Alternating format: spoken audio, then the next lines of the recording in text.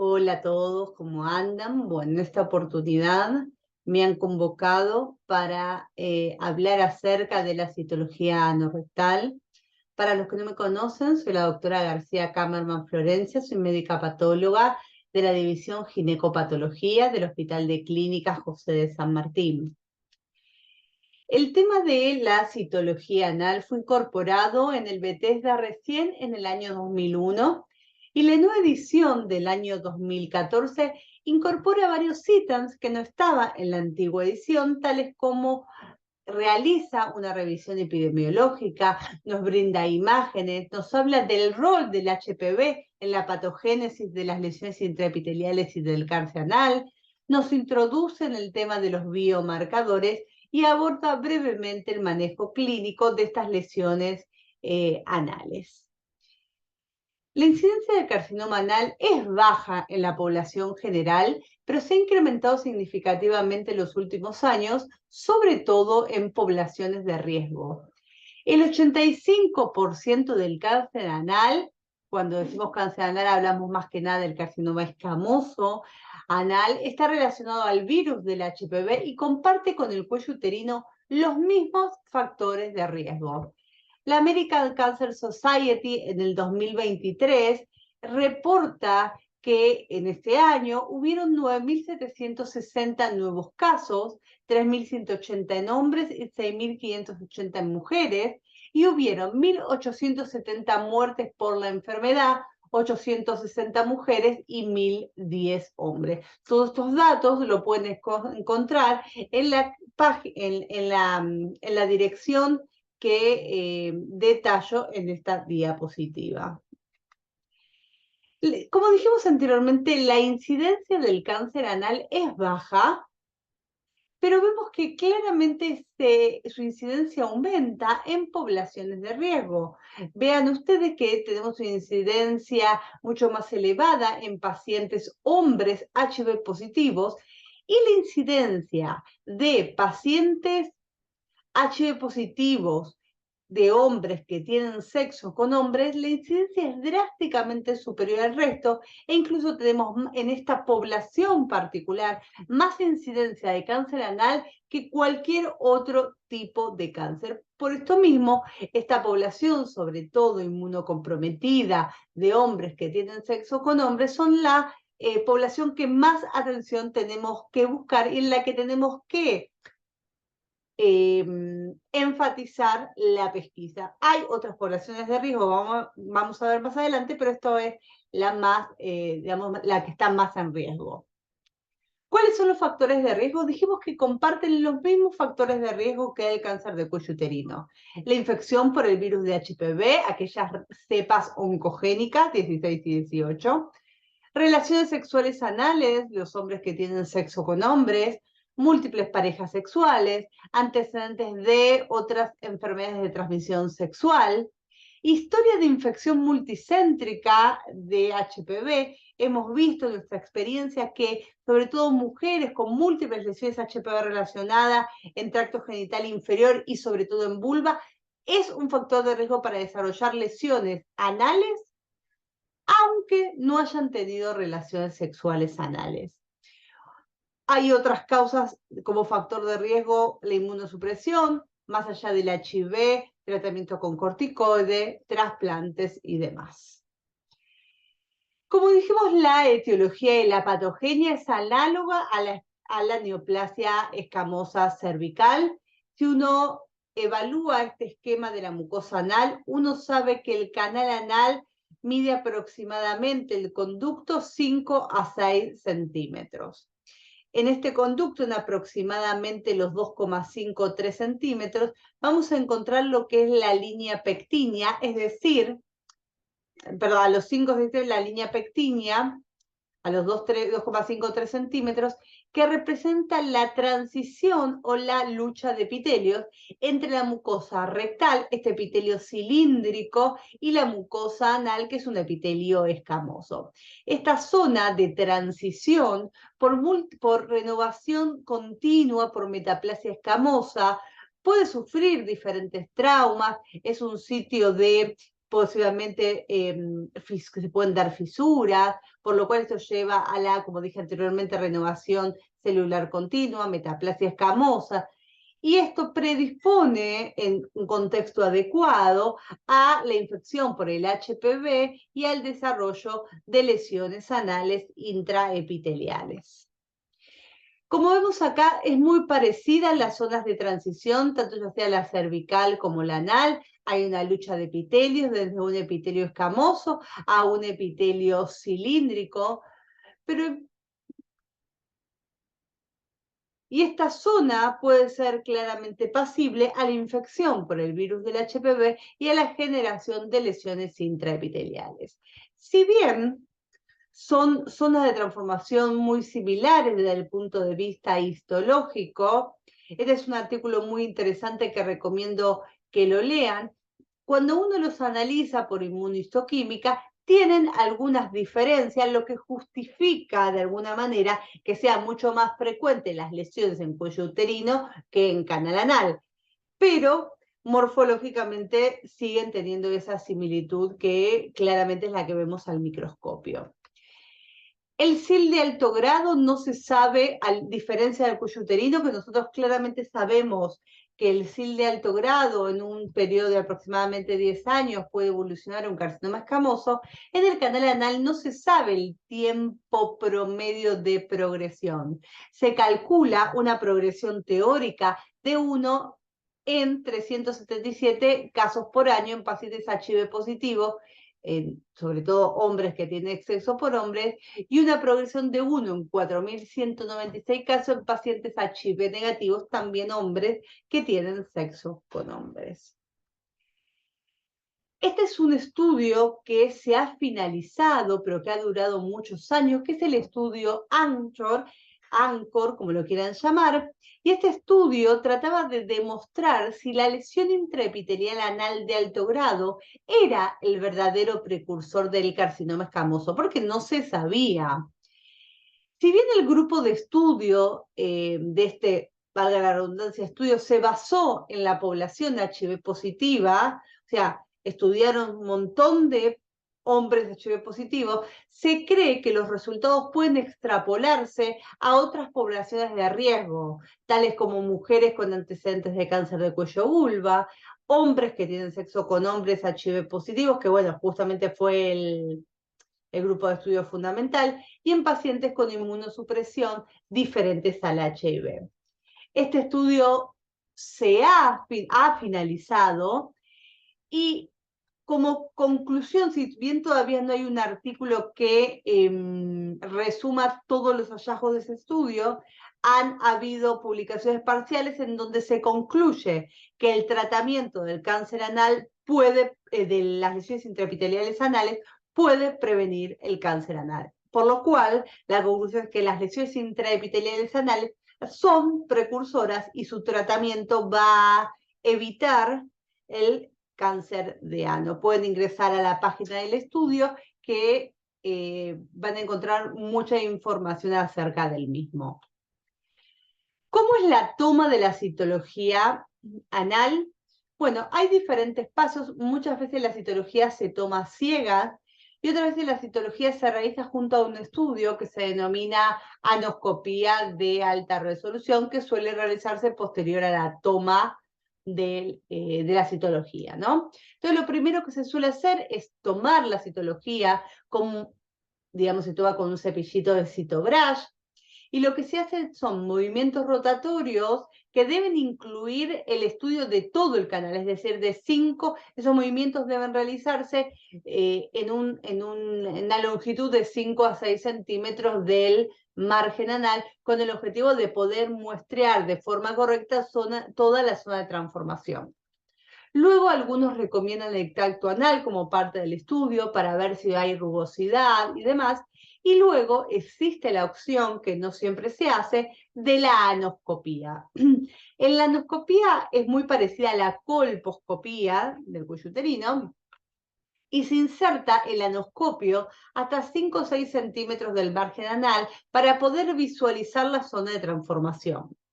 Se coloca una gasa embebida en ácido acético al 2% y luego de 2 minutos se retira la gasa y se visualiza el canal anal. En el caso de haber lesión, se toma una biopsia. Por supuesto que la anoscopía suele ser más dificultoso que la colposcopía por varios factores. Primero que es más molesta la anoscopía que la colposcopía. El canal anal suele tener numerosos pliegues que hay que ir tratando de visualizar cada uno de sus pliegues, liberándolos, ¿no?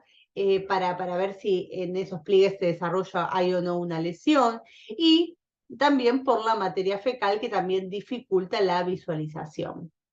Acá vemos algunas imágenes. Como podemos ver, acá se observa bien la zona de transformación anorrectal.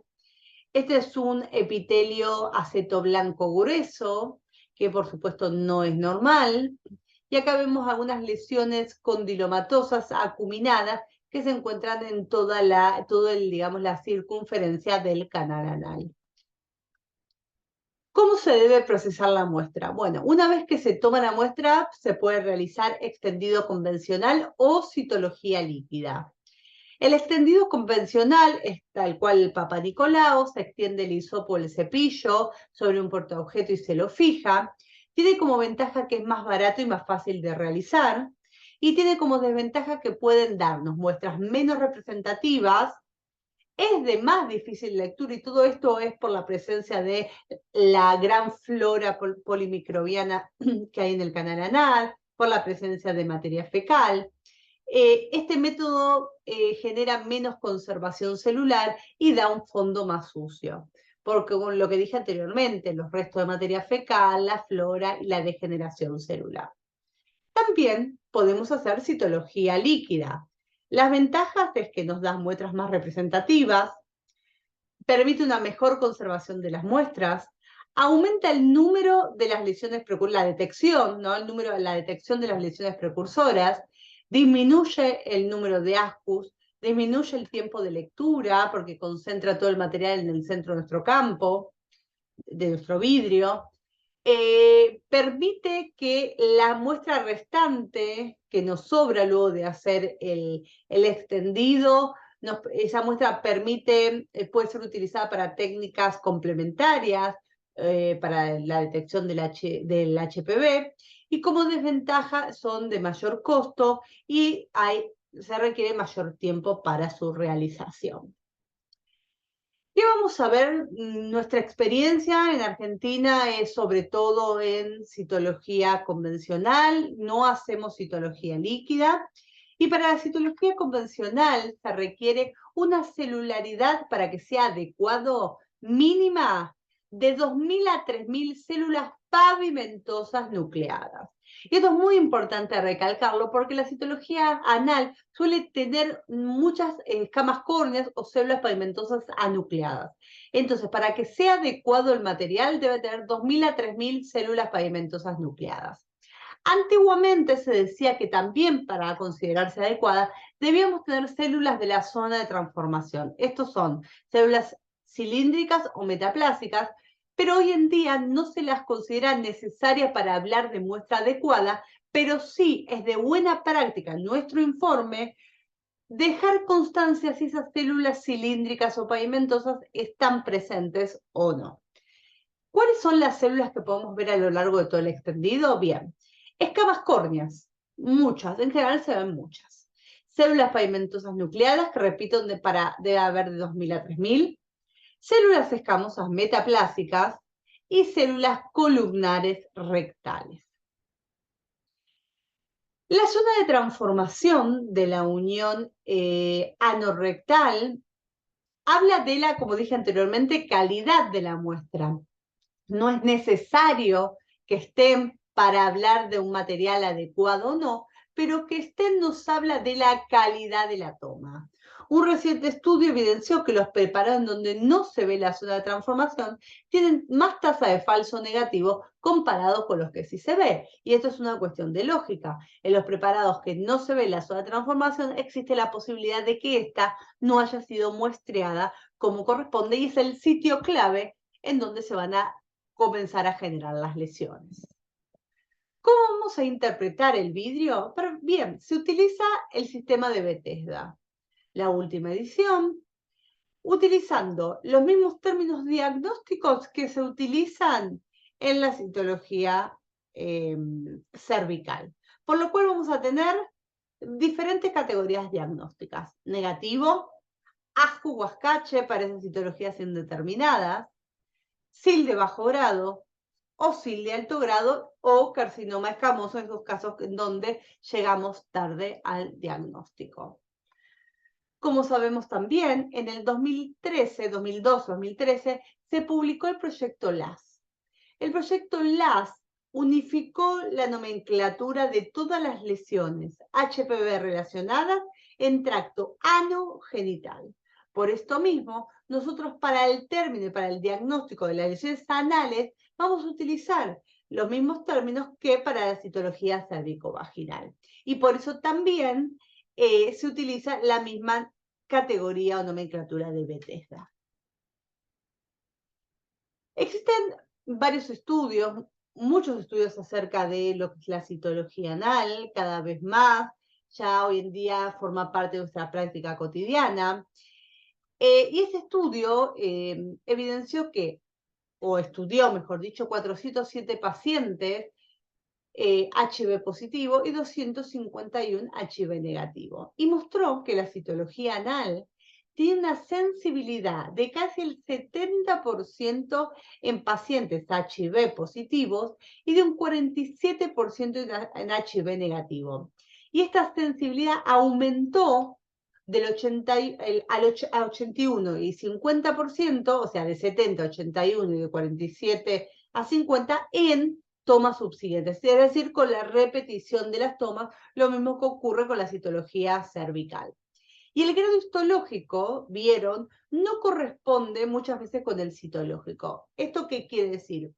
Que somos relativamente buenos detectando, pero a veces no poniéndole un nombre, un diagnóstico preciso a la lesión. Es decir, repito, muchas veces nosotros podemos diagnosticar SIL de bajo grado y que la biopsia sea un alto grado, o un alto grado en la citología y que la biopsia sea un bajo grado. Por eso se recomienda que siempre haya una confirmación diagnóstica con la biopsia. Este es otro estudio bastante viejo, del 2004, en el que evaluaron, cuyo objetivo era evaluar la citología anorrectal como herramienta de screening y correlacionar los hallazgos citológicos con los anoscópicos e histeroscópicos. Y ellos encontraron una sensibilidad del 92%, muy elevada, la verdad que llamativamente elevada, pero una especificidad de un 50%. Y concluyeron que la citología anorrectal es un buen método y útil para la detección de displasia, pero debe complementarse con la anoscopía para confirmar que sí haya lesión y con la biopsia para determinar con seguridad el grado de la lesión, lo que dijimos anteriormente.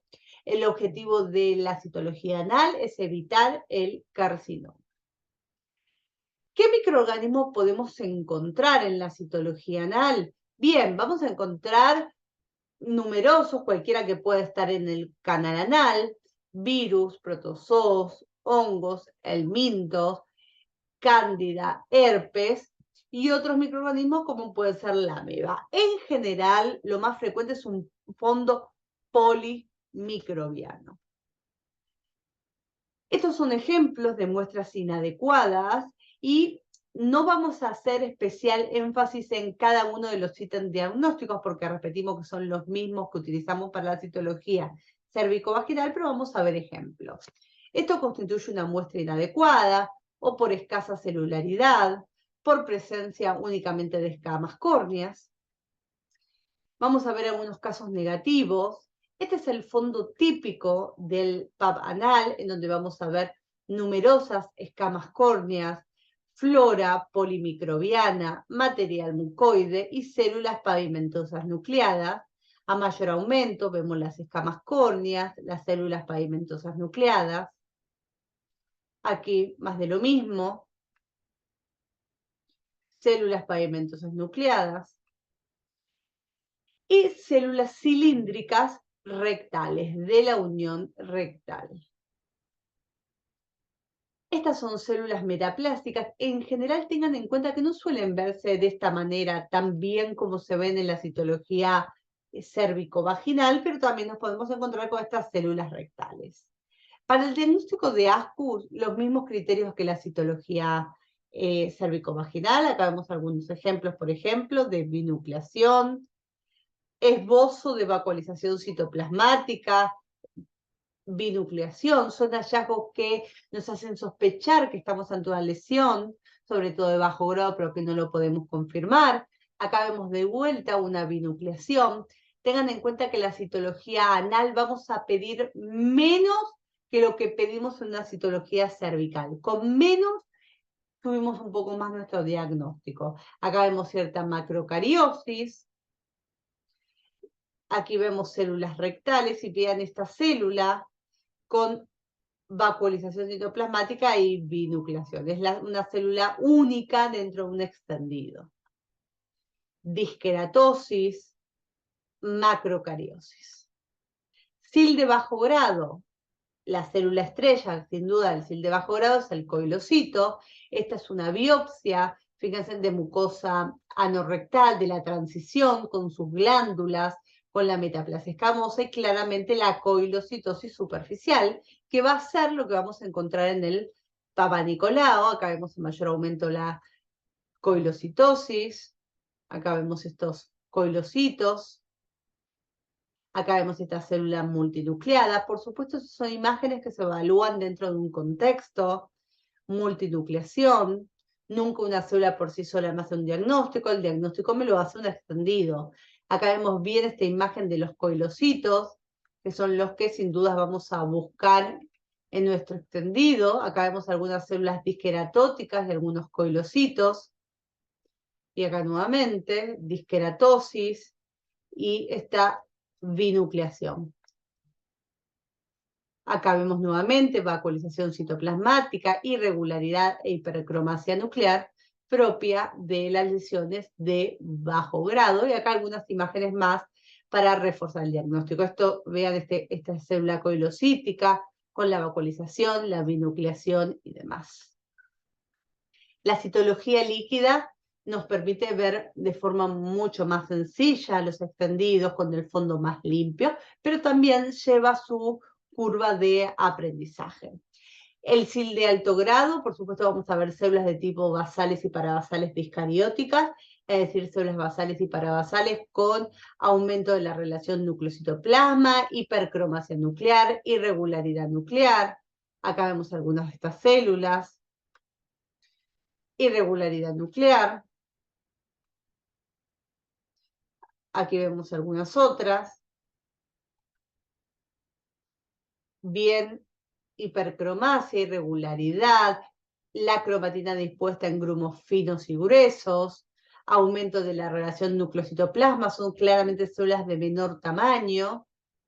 Aquí vemos una imagen de un SIL de alto grado, acá vemos la mucosa de la región anorrectal, con esta lesión de alto grado superficial, en donde vemos que claramente no hay maduración, hay atipía en la totalidad del espesor epitelial. Esto es un SIL de alto grado AIN1, AIN3.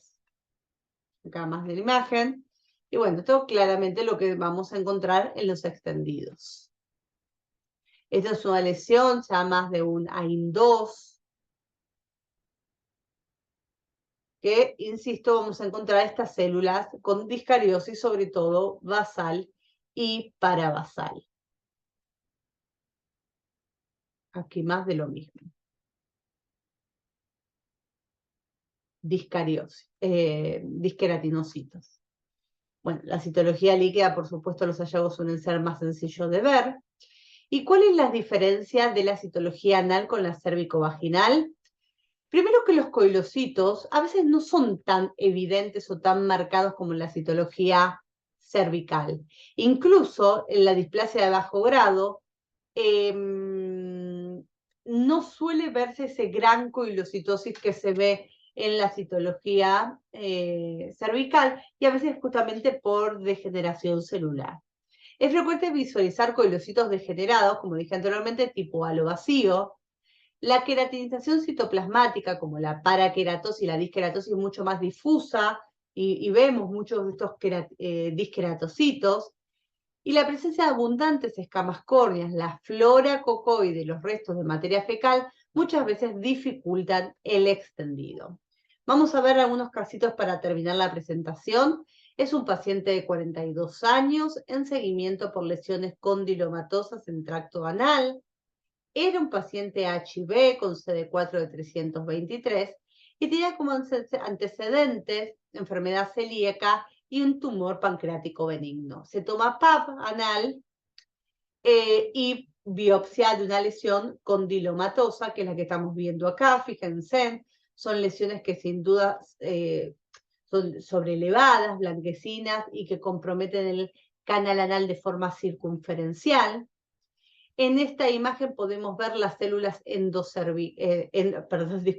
células rectales y células, como podemos ver bien acá, de aspecto metaplásticas, propias de la zona de transformación.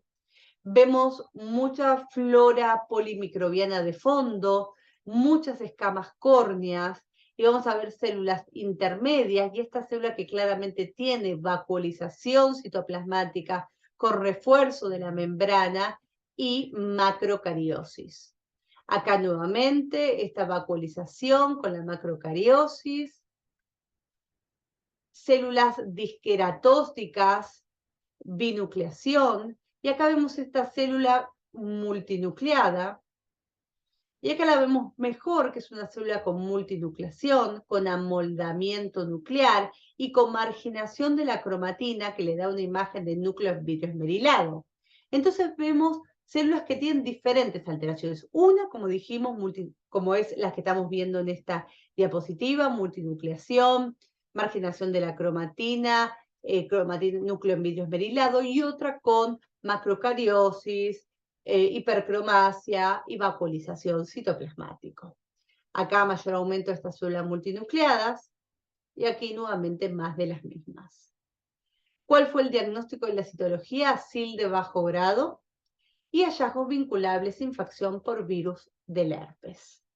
La biopsia evidenciaba que era una lesión era una biopsia de la región anorrectal con coilocitosis superficial, un SIL de alto grado, y no se veía en la biopsia, por lo menos, efecto citopático. Como consideración, la incidencia de cambios atribuibles al herpes en el PAP es infrecuente. La detección es mucho mayor en citologías líquidas porque es más fácil de ver.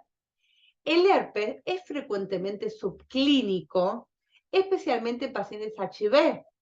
Esto nos haría entender por qué no se veían estas lesiones ulceradas en la endoscopía, siendo común la coinfección en esta población entre el herpes y el HPV.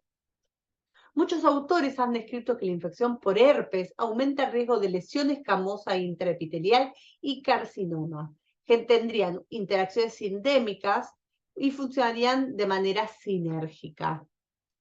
El herpes puede predisponer a la infección por HPV por permitir el acceso de los viriones al estrato basal del epitelio, que es un epitelio grueso, le cuesta entrar al HPV, pero la infección por el herpes genera que el estrato basal esté mucho más, digamos, accesible. Y la coinfección herpes HPV se ve en el 25-30% de los pacientes con SIN o AID, en este caso, y el 13 al 25% de los carcinomas. La diseminación suele ser perirectal y durante periodos más prolongados que en pacientes HIV negativos, el herpes, por supuesto. Otros agentes infecciosos, ¿sí? Como por ejemplo el virus de la varicela zoster, el citomégalo, el poxvirus y el herpes, pueden dar lesiones de aspecto verrugosos en pacientes HIV. Y en citología anal, además de las pesquisas de las lesiones intraepiteliales, es importante documentar cambios asociados al herpes para ofrecer tratamiento y así disminuir su contagio. La serología, la realización de PCR, provee el diagnóstico definitivo y tener en cuenta que podemos encontrarnos con microorganismos diferentes a los presentes en la citología vaginal, tales como amebas, Oosdioxyrius y helminthos. Como conclusión, es importante realizar el cepillado anal en pacientes con enfermedad HPV relacionada al tracto genital inferior, debido a la alta prevalencia de lesiones anales en este grupo, y también realizar, sobre todo, la citología anal en población HIV positiva en hombres que tienen relaciones con hombres sexuales. Es crucial realizar anoscopía de alta resolución y biopsia si existen lesiones sospechosas para confirmar patología y asignarle un grado adecuado. Y en cuanto al análisis de los tendidos citológicos, es importante tener una apropiada formación de citología anal, realizar controles de calidad y correlación citohistológica a fin de evaluar la experiencia adquirida.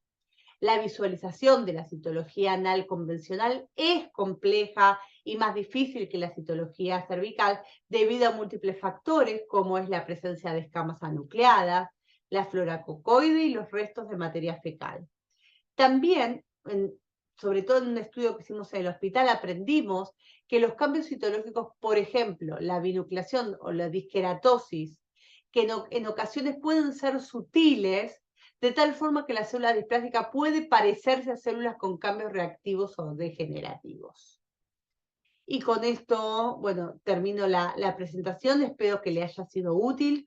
Cualquier duda se pueden contactar conmigo a mi mail o a mi espacio de Instagram. Bueno, nos vemos en la próxima.